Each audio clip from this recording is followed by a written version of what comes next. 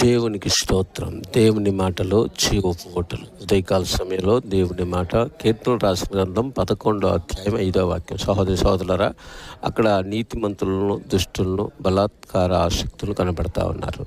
ఈ నీతిమంతుల్ని దేవుడు పరిశీలన చేస్తూ ఉన్నాడు. నీతిమంతులు అబ్రహాంగా ఉన్నాడు, నీతిమంతులు నోవాహుగా ఉన్నాడు, నీతిమంతుల జాబితాలో మరి యోసేపు కనపడతా ఉన్నాడు, నీతిమంతుల జాబితాలో ఏబు కనపడతా ఉన్నాడు. దేవునికి స్తోత్రం. సహోదరి సహోదరుడా, దేవుడు వీరిని పరిశీలన చేసి ఎందుకు చూస్తున్నాడంటే వీళ్ళని విస్తరింపచేయటానికి, వీళ్ళని దీవించడానికి, వీళ్ళని ఈ ప్రపంచానికి తన భక్తులుగా చూపించడానికి. దేవునికి మహిమ కలుగాక. దేవుడు ఆలోచించే ప్రతి ఆలోచన అద్భుతంగా ఉంటుంది.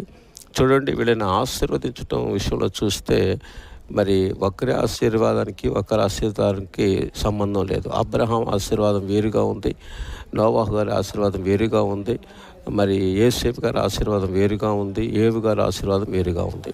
గమనించండి, మనము నీతిమంతులు, రక్షించబడిన వారు, మనల్ని దేవుడు దీవించాలని, ఆశీర్వదించాలని, విస్తరణ కలుగజేయాలని చూస్తూ ఉన్నాడు. అయితే దేవుడి యొక్క పరిశీలనలో మనం ఎలా ఉండాలంటే అబ్రహాంలాగా, నోవాహులాగా, మరి ఆ యొక్క భక్తులు ఏ విధంగా అయితే దేవునికి ఇష్టంగా ఉండి దీవించబడ్డాడో అదే విధంగా మనం కూడా దేవునికి ఇష్టంగా ఉండి బహుగా దీవించబడుతుంది. ఇటు కొరకు దేవుడు దయచున్నాం.